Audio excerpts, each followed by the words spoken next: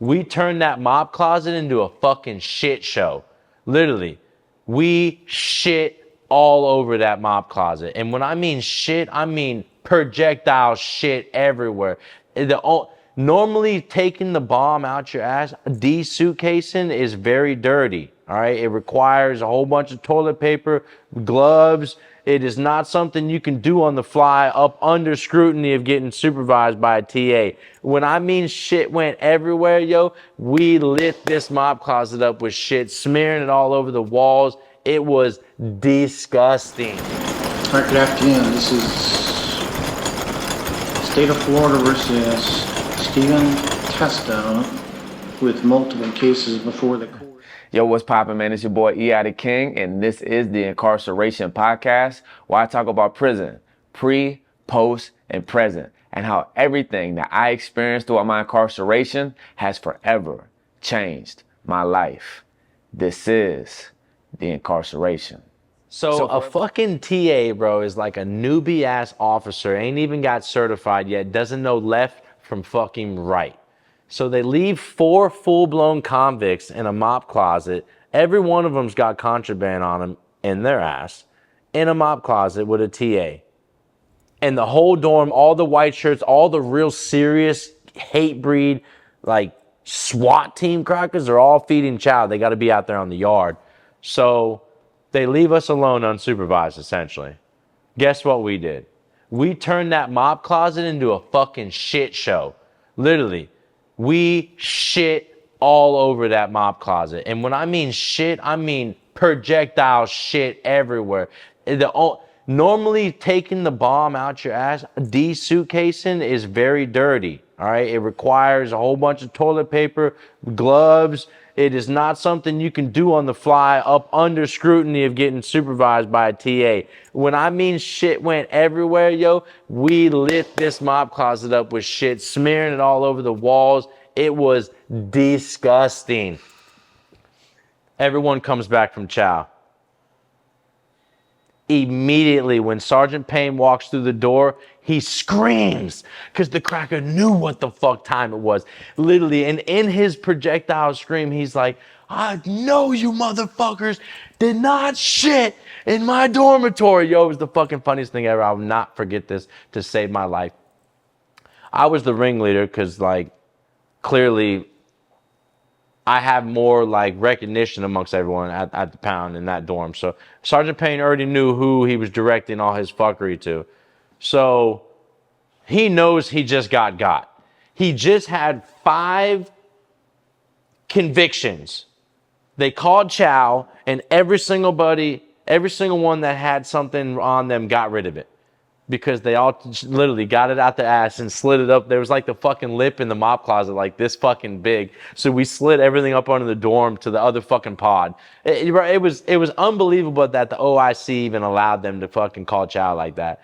Long story short, we completely turned his dorm into a shit show. He blamed everything on me. Everyone went to fucking confinement. I'm a beast with that fucking appeal process.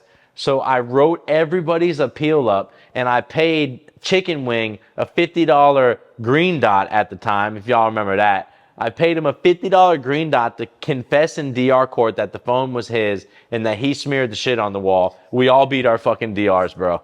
So 2.5 weeks later, Sergeant Payne pulls up on me and just like this, he's like, really? Really? Do you think we're ever going to be cool? No. I forever hate you, and you forever hate me. We're enemies. Every time I'm on the pound, you should be worried. And for 3 years while I was at that fucking camp, he held true to that shit, bro. Forever Convict family, once again, we are on the journey to 50,000 subscribers. If you haven't subscribed, please go ahead and do so now. Share this channel with somebody who hasn't. Yeah, so just a full-blown shitty situation, man. Sergeant Payne hated me for them whole entire 3 years. I ran it up at Century, though. When they sent me to the work camp, I started getting plugged in with them work squads. Man, that's when I really started monopolizing my introduction to contraband master's degree. So, literally, so Carlos, he put me on, man. Everywhere he went, he literally made it the fuck happen. Literally, every fucking where. And his formula showed me how to literally run it the fuck up, man. And not only canteen, but also sending money to the streets. It was life changing. It really was when I started bringing in income and an incarcerated part of my life. I mean, it was crazy. There was fucking some weeks I was making more money than I ever made on the street. So it really, it was quite an experience and a long experience. I did over a decade. So, ACI was probably my best and longest run. I ended up leaving ACI on a staff relationship. So what a staff relationship is, and I mean, I hate to toot the horn too much, but I'm easy to look at, and I got great charisma, my personality. So all the CO women and nurses were essentially fond of me. All right, to make it as bold and clear a statement as possible. I do not struggle with the opposite sex, so I was able to essentially finesse women when I was incarcerated. And in that process of finessement, I was able to obtain certain things that I needed, wanted, and desired, like cigarettes and fucking food. I couldn't tell you how many officers brought me Chinese food and fucking McDonald's, Taco Bell, you name it. I've ate shrimp fried rice, venison. I essentially, from 2016 to 2023, February, I lived like a fucking king in the Department of Corrections. Now I was a I was a target, no doubt, and they actually labeled me a security threat group, which is a STG. The reason they labeled me that is because I got put up under investigation for introduction to contraband, and in that and on a staff relationship. Anytime you get cased up on a staff relationship, they configure you as a threat. In which case it's valid because, blink these eyes 3 times and she somehow do whatever the fuck I want. That could get dangerous. For real. I never got that to that degree. I never was violent unless I had to. I never did anything that I did a lot of shit I didn't approve in, but it was more like survival type shit. You feel me? So everything I did was for money and for bettermenting myself for my future. It wasn't to, discourage, disgrace, and belittle or terrorize others. It was, except for the Department of Correction. I'm not gonna lie, I have a hatred for the police and the Department of Corrections and the justice system because of the scrutiny and the livelihood they put me through for the past 12 years. So that's some shit that'll never turn off. It'll never go home. It just is what it is. So yes, the reason I introduced contraband was because I said fuck the system. Straight up. They fucked me. So on every corner, at every camp that I went to, I used Carlos's system and dropped phones, dope, cigarettes, you fucking name it, everything I wanted. There was one time at Quincy, I threw sneakers over the fucking, over the fence just because I wanted some fucking Reeboks. I swear, if I want floss, dental floss, because these little plastic things suck, bro. Whitening strips, you name it, man. Gucci sunglasses. Everyone was asking me how I got necklaces. I dropped the motherfuckers because I wanted to wear a necklace in there, and then Sergeant Kent would take the shit 3 weeks later. I'd re-drop another necklace. Literally, I have videos all over my TikTok, like, how you have that necklace? That's a new necklace. Yeah, because they always keep getting took, man. The police, you know how many G-Shocks I fucking went through? How many G-Shocks you went through? Or your homeboy. I know you had a homeboy that had about 12 of them motherfuckers, man. Them police steady taking them shits, bro. All right, so listen, bro, you killed it when it comes to your prison story, but I just really want you to lean in on the redemption side of your release and coming home and now being successful. Bro, you ain't held no punches. You shared the good, bad, and ugly of the detailed experience of your incarceration. But a lot of times people from the outside looking in, they can see us as convicts. And of course, they hear these crazy stories. They hear the bad decisions that we have been a part of and that we've partaken in our past. But that's not the end of the story, man. So go ahead and just summarize and share with the viewers the success story coming home. Definitely no guilt. Yes, I was doing illegal and criminal activity while I was in prison, but I was also in an oppressed state by this system. This system put me in a chokehold. So I did what I did what God told me to do. I made it the fuck happen. All right. Because this society put me in bondage. No guilt, no grief. I wouldn't change anything for the world. Literally, those 11 years in prison made me 10 times the man that I was before. And I found God and purpose in that process. I'm now out here selling cars. I've got 2 companies on the side that generate passive income. I pay taxes. I don't drink and drive. I don't do anything illegal, essentially. So I'd say my story is a testimony that it is definitely possible. I am a success story fresh out the chain gang, for sure. I hustle my ass off, work 60 hours a week, and I don't even play no radio.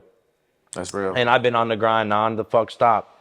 So How long have you been out right now? I'm 16 months out. Dang, only 16 months, bro. What's been probably one of the biggest difficulty transitioning out into society? I had some restitution, so really just getting back right financially. Being away for so long, my credit. This is a world based off credit and money and leaning and lenders. So that was very difficult to really get financing. Now I have 5 lines of credit. I'm souped up now. So, but the first 3 to 4 to 5 to 6 months, no, no, no, no, no, no, no. No banks wanted me. No credit unions wanted me. It was really just tough to try and get there, if that makes sense. But now that I'm here and the perseverance has paid off, it's essentially just really worked itself out, honestly. And prison definitely made me a better man, bro. It's crazy I'm thankful it happened, bro. Now, granted, 10, 15 years is a little much, but God determined that it was going to take that much time to reconfigure my mind and to be the man he wanted me to be. And I'm sitting here now giving you my testimony. So That's real, bro. I appreciate that, man. Facts. I said all the time myself, bro. I wouldn't take back 1 minute, 1 second, 1 hour, Yeah, 1 1 day, 1 second. year, 1 decade, bro. God used it all to make us who we are today, bro. So I appreciate that perspective and Facts. sharing that. For the people who are incarcerated right now, or for the people who are facing time, sometimes people, on YouTube, they watch as much prison content as they can just to maybe prepare themselves for prison. Or for the people somehow incarcerated watching this right now, what would be your message of inspiration and hope and encouragement to them? The law of attraction is fucking real. All right. Positivity pays off. Proper planning prevents poor performance. Don't ever think you're overanalyzing some shit, man. If you didn't think about it 14 times, think about it 22 more. Literally. So you just have to keep your head up, keep positive, and you'll prosper, essentially. But take into consideration that reality is the flesh is weak and we are in a world of sin. So don't blame yourself when bullshit happens, because bullshit's not going to happen to unrighteous people. Bullshit's only going to happen to good people and people God has plans for. I mean, there's no purpose in treating some piece of shit miserably. It's just like no win there. The whole goal for good and evil is basically to convert the two. So you just got to stay positive, and in that process, you're going to overrule evil every time. So I hate to say it, but if you are thugging out a 30-year bid, get your fucking ass in the law library every fucking second of the day and fight for your freedom. Because if you don't know every single equation in that case, then what is he doing, man? Honestly. And if you ain't been to trial yet, you need to start learning every single case. You need to find these loopholes, because not everyone knows their amendments. Not everyone knows their rights. There could be a violation in your Fourth Amendment illegal search and seizure. You never know what's going on in your case and how much you want to bet. You don't even take the time to look into it. So don't sleep on that shit, man, because freedom is the most important aspect in this world. Fuck money, bro. Freedom and family, 2 F's, man. I don't even care about. I'm making great money now, bro. It's all about freedom and family. That's real. All right, so lastly, man, where can the people find you at, man? Go ahead and plug yourself in, bro. I'm all over social media. My name's Evan Ferderber. Instagram is EvanSurf727. My Snapchat is EvanSurf727, just with a dot. My company is called Cycle Caddy 360. It's a motorcycle dolly. It's all over Instagram, YouTube, Facebook, TikTok. And then I also have a nonprofit 501c called E.O.S Pack. And what that does pretty much is I've done 17 now, one for myself and 16 for other people. It's basically I build packages for people getting out of prison. It's completely unanimous. I don't really necessarily select anyone in specific. We just grab someone, get their sizing, get them a phone, hygiene, toothbrush, toothpaste, clothes, shoes, you name it. It's a badass little package.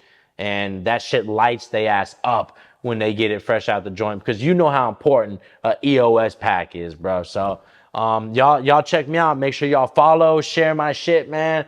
We out here just trying to live our best life and hopefully encourage and uplift everyone in the process. So y'all make sure y'all hit me up, man. If you're in the local area, I sell cars too. I work for Subaru of North Tampa. We got a badass pre-owned lot. So if y'all need a vehicle, if someone else needs a vehicle, I'll give $150 referrals too, man. So we out here, man. Central Florida, Tampa Bay. That's real. All right, so my name is Evan Ferderber, and this is the Incarceration Podcast. Listen, if you've done any time, I'm talking about a county jail, state penitentiary, federal, or even drug programs, whatever. If you want to share your story on this channel, go ahead and email me at eithekingbooking. Go ahead and put your stories in the comments below. If there's anything that I talked about slightly, you want me to go more in depth on, or anything I haven't talked about at all, and it's a good idea, drop it in the comments. Let me know. And also remember, I am a rapper. My artist name is E.I. the King. You can find my music on all platforms. I also have another channel, YouTube channel, my official artist channel, E.I. the King. And I also have another podcast. It's called Let Me Talk Bro, where I talk more so about my life, music, ministry, and all these things. Also, I have a Patreon with exclusive content. Everything is in the description below. So listen, man, till the next time, it's your boy, E.I. the King.